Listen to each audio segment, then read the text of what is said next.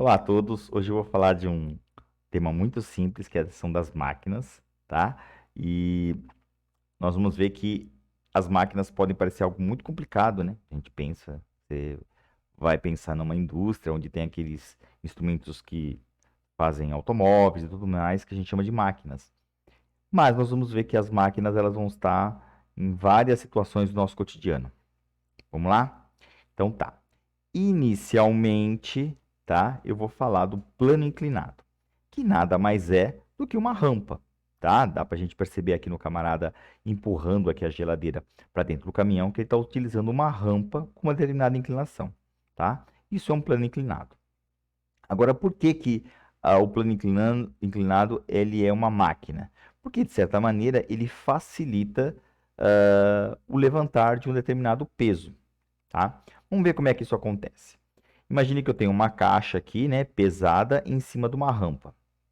Os vetores que a gente vai ter aqui, vamos inicialmente desprezar o atrito, mas eu vou ter o peso, sempre na vertical para baixo, e a normal, que é perpendicular à superfície que o objeto está apoiado. Como a superfície ela está inclinada, a nossa normal também está inclinada, ok? E aí, gente, o que nós vamos fazer? Nós vamos pegar esse vetor peso e vamos quebrá-lo. A gente vai decompor ele em dois, Py e Px. E aí a mágica acontece aí, né? Como o peso ele foi decomposto em dois vetores, cada um desses dois vetores individualmente é menor que o valor do peso, ok?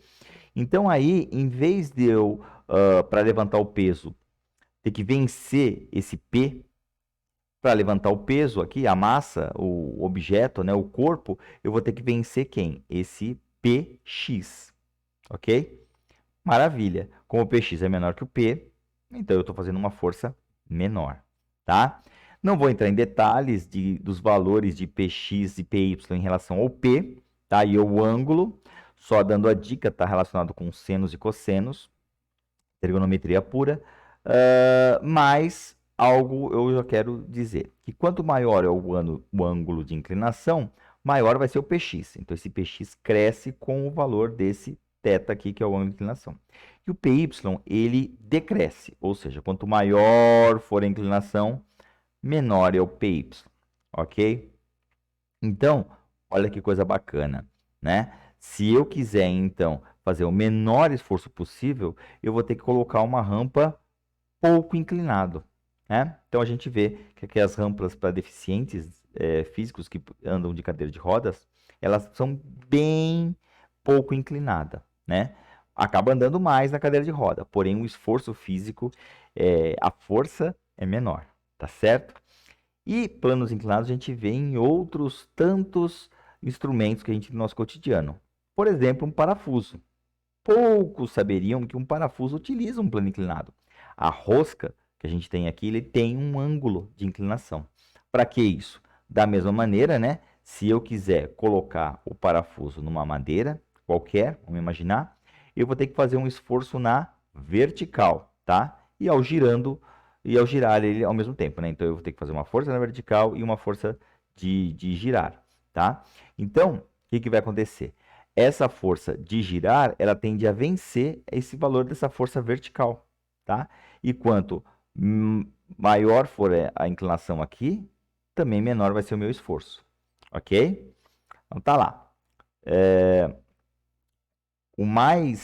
A mais famosa máquina que a gente vai ter é quem? É o estudo da alavanca, tá? Por quê o estudo da alavanca? Bom, a gente tem um peso, né? Novamente aqui uma pedra, e eu quero vencer, né? Eu quero levantar essa pedra. O que que eu posso fazer? Posso pegar ela de um lado e do outro e erguê-la. Só que aí eu vou fazer uma força muito grande. E aí o que que eu vou utilizar? Posso utilizar para levantar uma alavanca, que nada mais é do que um pedaço de madeira aqui, né? Ou qualquer coisa que seja desse formato aqui, tá?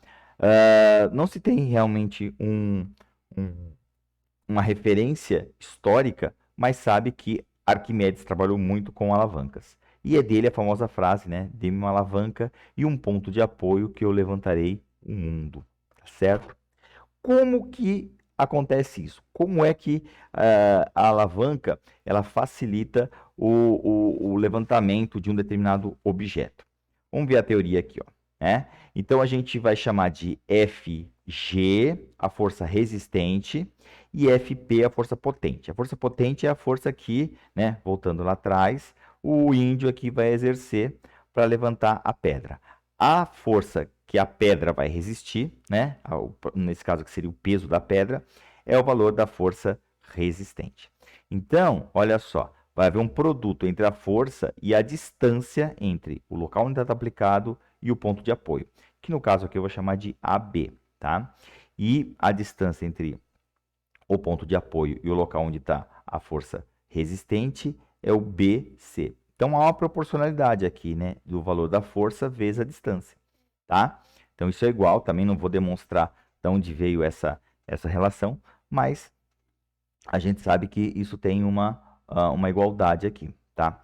E aí você pode dizer o quê? Que a vantagem mecânica seria o quê? A razão entre essas duas coisas, né? Se eu passar esse cara aqui, né? O FP dividindo e o BC também dividindo aqui, a gente vai ter exatamente isso.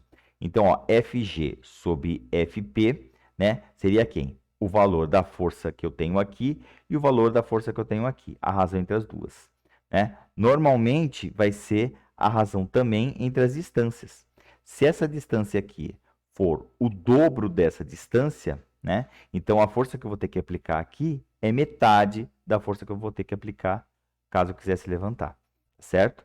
Então sempre nessa proporcionalidade, tá? Depois a gente faz alguns exercícios sobre isso aí. Agora a gente tem vários tipos de alavancas, tá? Tudo vai depender de onde vai ficar situado a força potente, a força resistente e o ponto de apoio. Vamos ver isso aqui? Então tá. Os três tipos seria qual, né?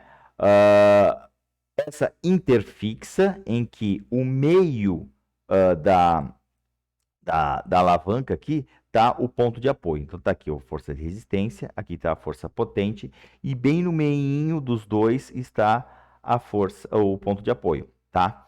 Aqui já é bem diferente, ó. Vocês percebem que essa alavanca é chamada de interresistente. Por quê? Porque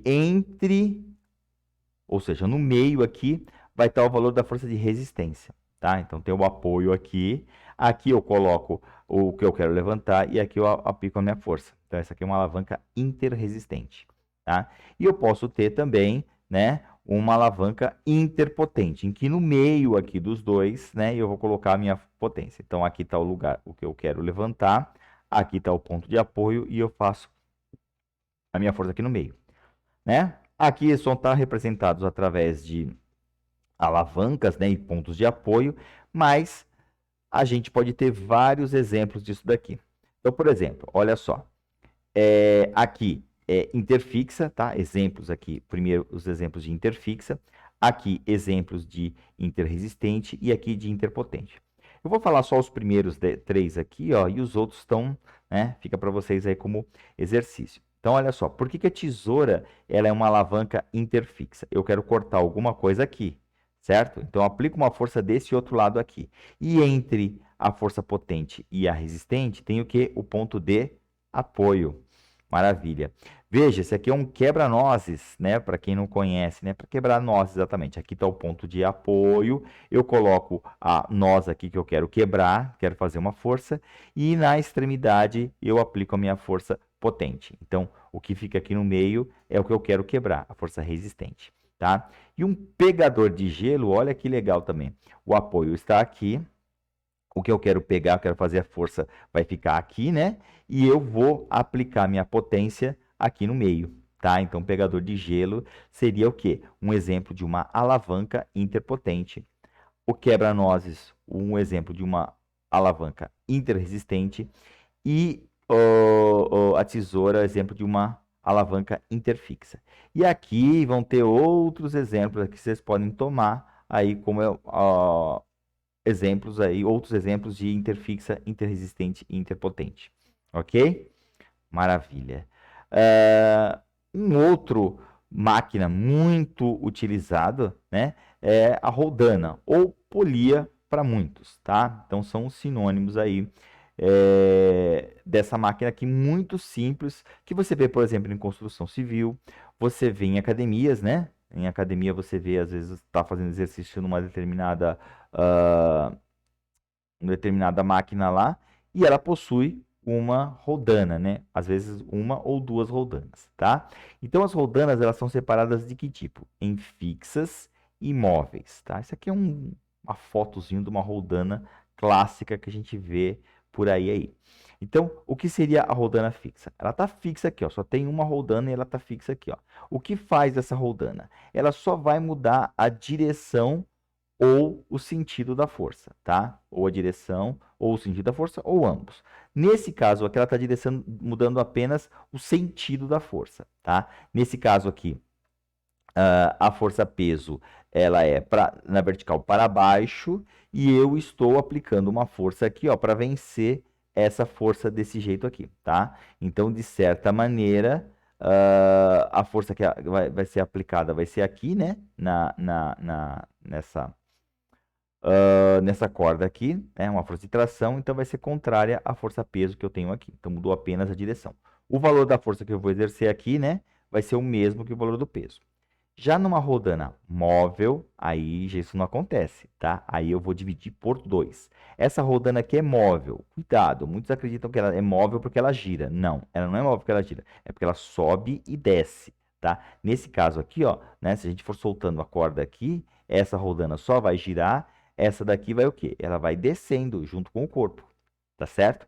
Então, esta roldaninha aqui é uma roldana móvel. O que que ela faz? Ela muda o valor da força também, tá? Como que isso acontece? Voltando aqui, ó. Como que isso acontece?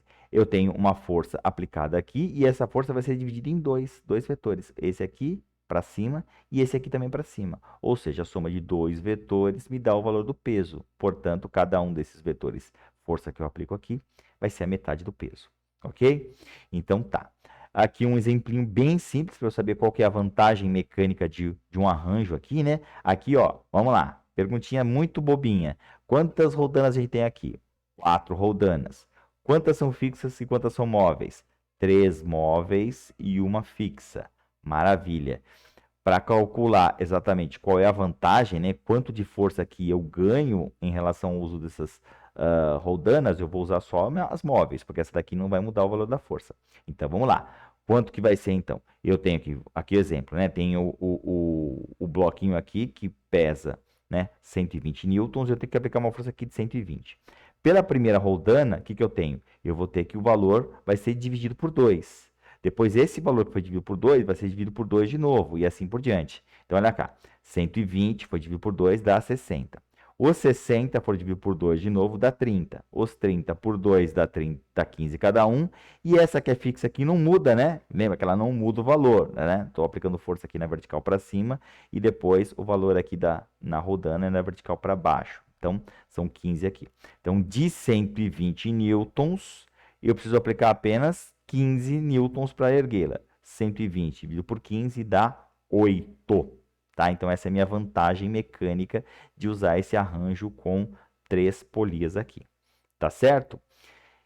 Então, é isso, tá? Eu espero que vocês tenham entendido. Qualquer coisa pode perguntar. E até a próxima aula.